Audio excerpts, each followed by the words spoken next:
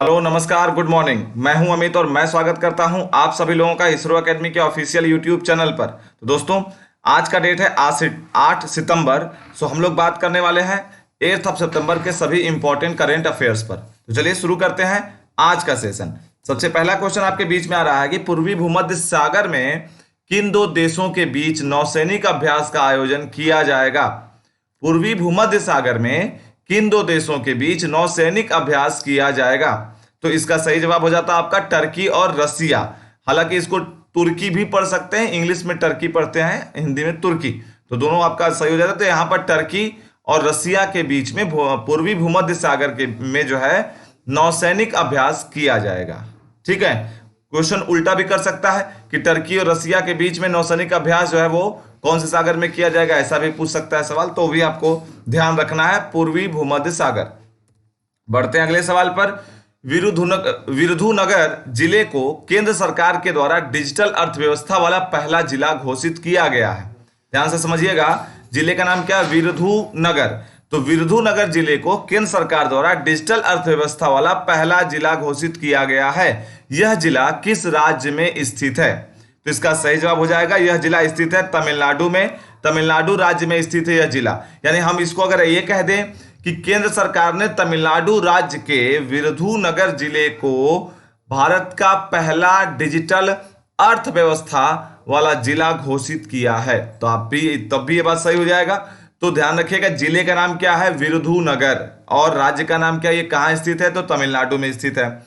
और क्या डिक्लेयर किया गया है? तो ये पहला डिजिटल अर्थव्यवस्था वाला जिला है। ठीक है। यानी मैक्सिमम चीजें यहां पर ऑनलाइन मोड में परफॉर्म की जाती हैं। चाहे वो आप बात कर लीजिए किसी भी छोटे छोटे सामान के परचेजिंग से लेकर बड़े से बड़े सामान के पेमेंट तक का। ठीक है। बढ़ते हैं अगले सवाल पर। F1 इटालियन ग्रैंड प्रिक्स 2020 किसने जीता? तो F1 इटालियन ग्रैंड प्रिक्स 2020 का खिताब जीता है पियरे गैल्सी। इसको गाल्सी भी पढ़ सकते हैं, गैल्सी भी। तो पियरे गैल्सी जो है, इन्होंने जीता है F1 इटालियन ग्रैंड प्रिक्स 2020। एक चीज ध्यान रखिएगा कि फॉर्मूला 1 रेसिंग की बात हो रही है, और फॉर्मूला F1 का मतलब होता है फॉर्मूला 1। तो फॉर्मूला 1 रेसिंग ये इनके लाइफ का पहला फॉर्मूला 1 रेसिंग का खिताब है, ध्यान रखिएगा। वहीं अभी 2020 की अगर बात कर लें तो लुइस हैमिल्टन भी एक खिलाड़ी हैं, आपने नाम सुना भी होगा। वो 5 बार 2020 में खिताब जीत चुके हैं, 5 अलग अलग ग्रैंड प्रिक्स का फॉर्मूला 1 खिताब जीत चुके हैं वो। ठीक है ना। चलिए बढ़ते हैं अगले सवाल पर। फाडा का 35वां अध्यक्ष किसे नियुक्त किया गया है? अच्छा, फाडा का 35वां अध्यक्ष अभी नियुक्त किया गया है मिस्टर विंकेश गुलाटी को। तो ऑप्शन नंबर डी आपका सही हो जाता, विंकेश गुलाटी। अब ध्यान रखने वाली बात क्या है यहां पर? विंकेश गुलाटी नाम पर तो आपको जाना है, लेकिन इसमें 2-3 बातें हैं। सबसे पहले फाडा का फुल फॉर्म देखते हैं। तो फाडा का फुल फॉर्म क्या है? Federation of automobile dealers association. फिर से बोल रहा हूं, क्या है? Federation of automobile dealers association. ठीक है। ये जो फाडा के 35वें अध्यक्ष आए, देखो 35वां नंबर भी आपको ध्यान रखना पड़ सकता है, एग्जाम में कुछ भी हो सकता है, तो 35वां नंबर भी आपको ध्यान रखना पड़ सकता है। फिर भी अगर हम मोटे मोटे तौर पे उठाएं, एक सवाल और उठ सकता है कि फाडा के जो अभी 35वें अध्यक्ष बने हैं मिस्टर विंकेश गुलाटी, ये किसको रिप्लेस किए हैं? तो इन्होंने रिप्लेस किया है आशीष हर्षराज काले। ठीक है।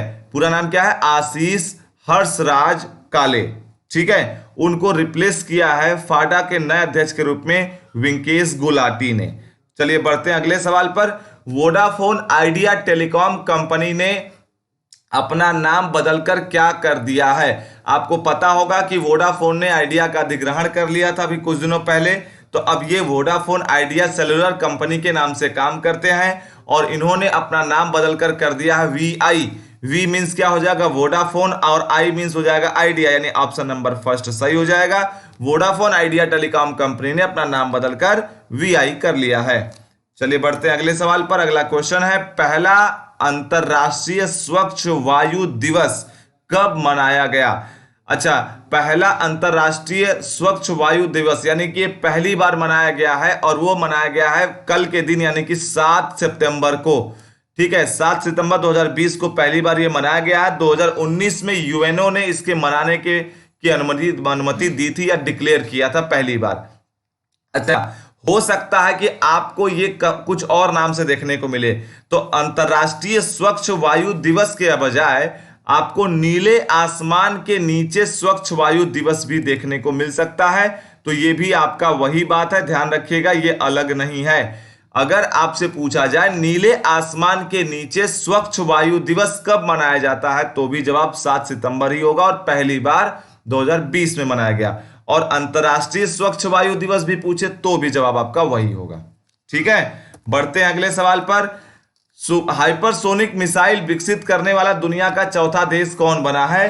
तो आपको बताते चले कि हाइपरसोनिक मिसाइल दुनिया के 3 देशों ने विकसित कर रखा था, भारत चौथा देश बना है। और इस सवाल के हिसाब से इंडिया, यानी कि ऑप्शन नंबर डी आपका सही हो जाएगा। यूएसए को फर्स्ट रैंक है। पहला देश कौन सा था? यूएसए, दूसरा रसिया, तीसरा चाइना, और अब चौथा देश बना है इंडिया। आपको पता होगा हमारे देश में सुपरसोनिक या हाइपरसोनिक जो भी मिसाइल्स वगैरह ये सब काम होता है वो डीआरडीओ के द्वारा किया जाता है। डीआरडीओ हमारे भारत की एक संस्था है जो है हमारे डिफेंस सेक्टर में काम करती है। इसका फुल फॉर्म क्या होता है? Defence research and development organisation. फिर से बोल रहा हूं, defence research and development organisation, यानी कि हाइपरसोनिक मिसाइल डीआरडीओ के द्वारा विकसित किया गया है। बढ़ते अगले सवाल पर। नेक्स्ट क्वेश्चन है, अमेरिका के राष्ट्रपति के द्वारा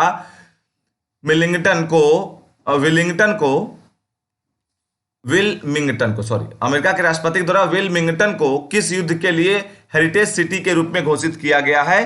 तो वर्ल्ड वॉर सेकेंड के लिए इनको जो है हेरिटेज सिटी के रूप में घोषित किया गया है। ये हमारे जो अमेरिका के राष्ट्रपति जी ने डिक्लेयर किया। बढ़ते हैं अगले सवाल पर। इसमें अगर पिछले सवाल पे आए तो इसका ऑप्शन नंबर बी सही था, वर्ल्ड वॉर सेकेंड।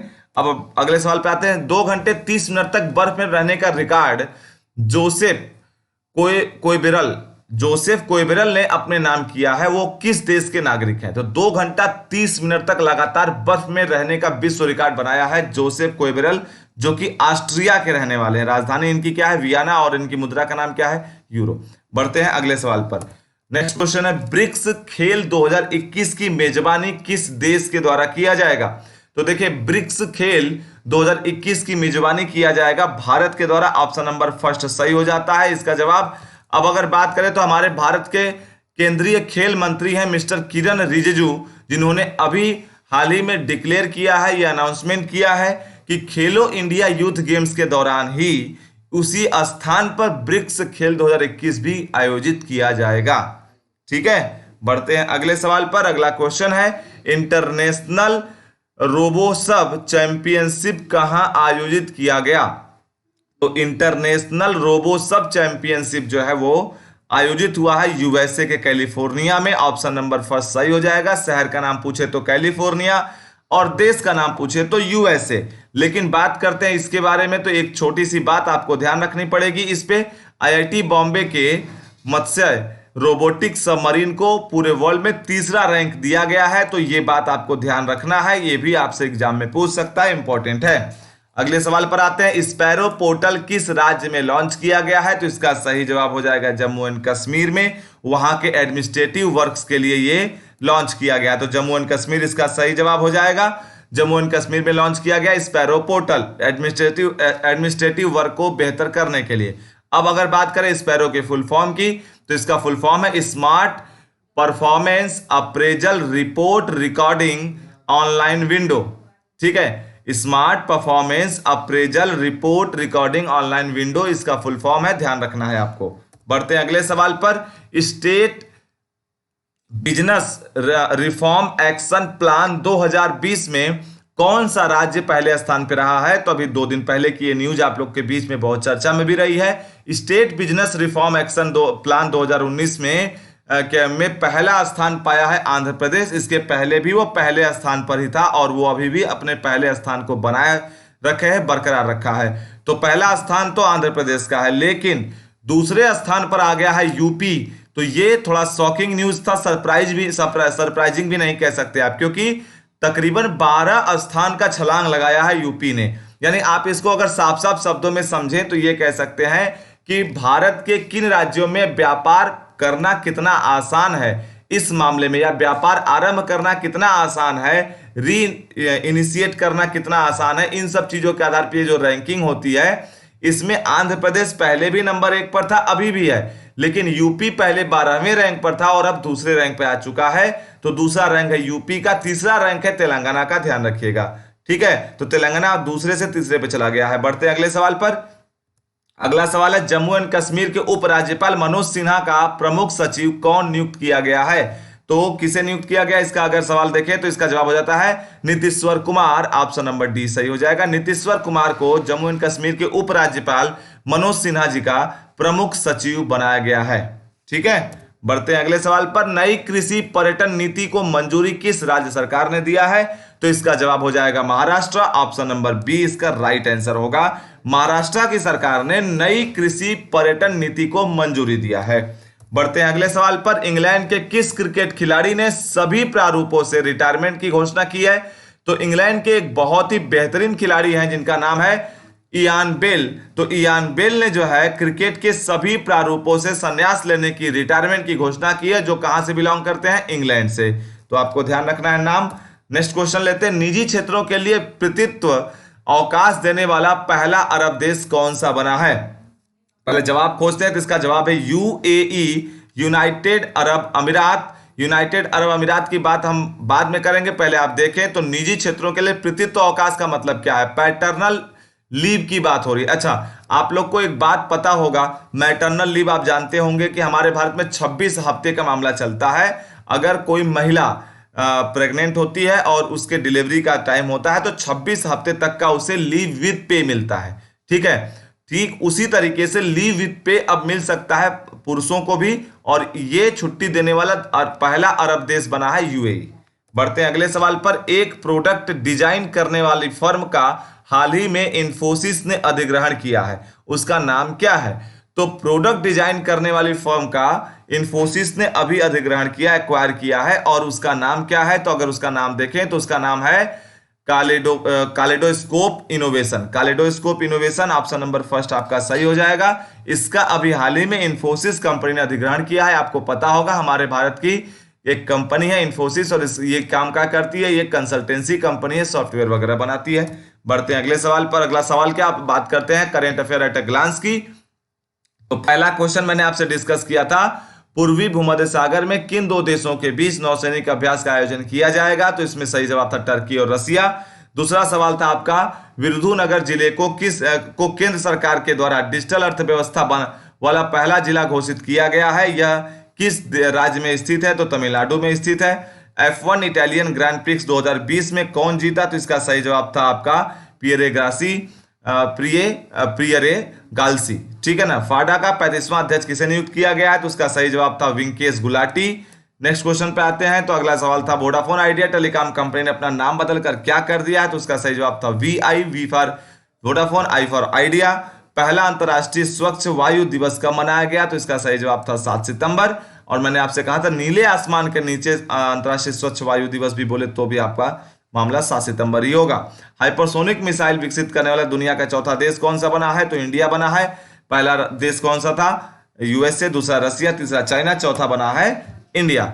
अगला बात करते हैं, अमेरिका के राष्ट्रपति के द्वारा विल्मिंगटन को किस युद्ध के लिए हेरिटेज सिटी के रूप में घोषित किया गया है? तो वर्ल्ड वॉर सेकेंड के लिए किया गया है। 2 घंटे 30 मिनट तक बर्फ में रहने के रिकॉर्ड जोसेफ कोइबेरल ने अपने नाम किया, वो किस देश के नागरिक है? तो उसका सही जवाब है ऑस्ट्रिया, राजधानी है वियना, मुद्रा का नाम है यूरो। ब्रिक्स खेल 2021 की मेजबानी किस देश के द्वारा किया जाएगा? तो इसका सही जवाब है इंडिया के द्वारा किया जाएगा। इंटरनेशनल रोबोसप चैंपियनशिप कहाँ आयोजित किया गया है? तो यूएसए। अगर आपका देश का नाम पूछे तो यूएसए, शहर का नाम पूछे तो कैलिफोर्निया। स्पैरो पोर्टल किस राज्य ने लॉन्च किया है? तो इसका सही जवाब था जम्मू एंड कश्मीर में लॉन्च किया गया, इस एडमिनिस्ट्रेटिव वर्क को और बेहतर करने के लिए। Estate business reform action plan 2019 में कौन सा राज्य पहले स्थान पर रहा है? तो इसका सही जवाब है आपका आंध्र प्रदेश। पहले से ही था, अब भी बना हुआ है, जबकि दूसरे नंबर पे आ चुका है उत्तर प्रदेश, और दूसरे पर रहने वाला तेलंगाना अब तीसरे पे जा चुका है, जबकि उत्तर प्रदेश 10 स्थान का छलांग लगाकर दूसरे नंबर पर आया है। जम्मू एंड कश्मीर के उपराज्यपाल मनोज सिन्हा का प्रमुख सचिव कौन नियुक्त किया गया है? तो इसका सही जवाब था नीतीश्वर कुमार। और आगे क्वेश्चन था, नई कृषि पर्यटन नीति को मंजूरी किस राज्य सरकार ने दिया है? तो इसका सही जवाब था महाराष्ट्र राज्य सरकार ने दिया है। अब बात करते हैं अगले सवाल पर। तो अगला मैंने आपसे कहा था इंग्लैंड के किस क्रिकेट खिलाड़ी ने सभी प्रारूपों से संन्यास लेने की घोषणा की है, तो उसका सही जवाब था इयान बेल ने लिया है। निजी क्षेत्र के लिए प्रतित्व अवकाश देने वाला पहला अरब देश कौन सा बना है, तो इसका सही जवाब है यूएई बना है। और उसके बाद आखिरी क्वेश्चन था, एक प्रोडक्ट डिजाइन करने वाली फर्म का हाल ही में इन्फोसिस ने अधिग्रहण किया, इसका नाम क्या है, तो कालेडोस्कोप इनोवेशन इसका नाम है। तो ये आपका जवाब हो जाएगा। ये था आज का करंट अफेयर और current affair at a glance. अब बात करते हैं कल के करंट अफेयर पर। तो कल का करंट अफेयर में अगर बात करें तो देखें क्या क्या चीजें हैं। तो पहला क्वेश्चन मैंने आपसे कल के करंट अफेयर में पूछा था, ग्लोबल इनोवेशन इंडेक्स 2020 में कौन सा देश पहले स्थान पर है, तो इसका सही जवाब है आपका स्विट्जरलैंड। ऑप्शन नंबर 20 का सही जवाब था। बहुत सारे लोगों ने इसका जवाब सही दिया भी है। देखते हैं जरा कौन कौन लोग हैं। अमन पाठक, कृष्ण कुमार यादव, वैभव सिंह, संदीप यादव, शिवम सिंह, विक्रम सिंह, विपिन रावत, अन्नपूर्णा सिंह, विनय गौरव, प्रिया कुमारी, राजन कश्यप, जयप्रकाश पटेल, तनिष्क अग्रवाल, गरिमा पांडे, विकास पटेल, निधि यादव, मनु, अनुराग वर्मा, शिखा श्रीवास्तव, नरेंद्र कुमार मिश्रा, ममता सोनी, आलोक श्रीवास्तव, दीप्ति सिंह, राजकुमार बाबू, प्रवेश द्विवेदी, रोशनी चौबे, अश्वनी आर्या, उत्कर्ष सिंह राजपूत, विकास यादव, नरेंद्र पाल, कृतांग अग्रवाल, मैथिली मौर्य और अनुराग त्रिपाठी। इतने लोगों ने इसका सही जवाब दिया है। तो आप लोग को बहुत बहुत धन्यवाद और बधाई कि आपका जवाब सही है। अब बात करते हैं आज के सवाल पर। तो आज का सवाल है, भारतीय रेलवे बोर्ड का नया सीईओ किसे नियुक्त किया गया है। सवाल फिर से बोल रहा हूं, भारतीय रेलवे बोर्ड का नया सीईओ किसे नियुक्त किया गया है। आपका ऑप्शन है Vinod Kumar Yadav, Abhinav Singh Rajawat, Rupesh Sinha, Hina Srivastava, none of these. देखते हैं कितने लोग इसका सही जवाब देते हैं। तो अधिक से अधिक लोग कमेंट बॉक्स में कमेंट करके जवाब दीजिएगा। अब देखिए, कल मैंने एक डिक्लेरेशन या अनाउंसमेंट किया था कि हम लोग जो है 1:30 बजे की लाइव क्लास लेके आ रहे हैं आरबी एनटीपीसी के बारे में। तो वो लाइव क्लास कल शेड्यूल नहीं हो पाया था कुछ नेटवर्क इशू की वजह से, लेकिन आज शाम 6 बजे गुप्ता सर का हिंदी यूपीएसआई में पूछा जाने वाला हिंदी वर्णमाला के ऊपर एक जो है क्लास लाइव क्लास है हमारे यूट्यूब चैनल पर शाम 6 बजे। तो उससे जुड़ना बिल्कुल मत भूलिएगा। शाम 6 बजे आप या जो भी ऐसे व्यक्ति जो यूपीएसआई में इंटरेस्टेड हो, जिन्हें आप जानते हो, तो उन्हें इन्फॉर्म जरूर करिएगा, क्योंकि कोई भी चैनल आपको हिंदी नहीं पढ़ाता है। बहुत कम आपको हिंदी, खासतौर से यूपीएसआई जैसे अलग अलग कोर्स में पढ़ाने वाले कम मिलेंगे। तो हम लोगों ने शुरू किया है उसे। तो अगर कोई जानने वाला हो या फिर आप खुद स्वयं अगर ये करते हो प्रिपरेशन, तो जरूर बताएं उनको या ज्वाइन करें शाम 6 बजे हमारे इसरो अकेडमी के ऑफिशियल यूट्यूब चैनल पर। गुप्ता सर के द्वारा आज शुरू किया जाएगा हिंदी का क्लास, ठीक है, जो यूपीएसआई के लिए और खासतौर से यूपी स्टेट में आने वाले सभी वैकेंसीज के लिए बहुत इंपॉर्टेंट है। यूपी, बिहार, उत्तराखंड जैसे अलग अलग राज्यों में जो भी वैकेंसीज आते हैं उसमें हिंदी काफी हद तक पूछा जाता है और उसके लिए बहुत इंपॉर्टेंस रखता है। तो आपको ध्यान रखना है और आज शाम को जुड़ना बिल्कुल मत भूलिएगा। उम्मीद करते हैं आपको ये पसंद आया होगा वीडियो। तो पसंद आया तो लाइक और शेयर जरूर करिएगा। अगर चैनल को अभी तक सब्सक्राइब नहीं किया है तो चैनल को सब्सक्राइब कर लीजिएगा। ठीक है, मिलते हैं फिर किसी और वीडियो में। तब तक अपना ख्याल रखिएगा। जय हिंद, नमस्कार।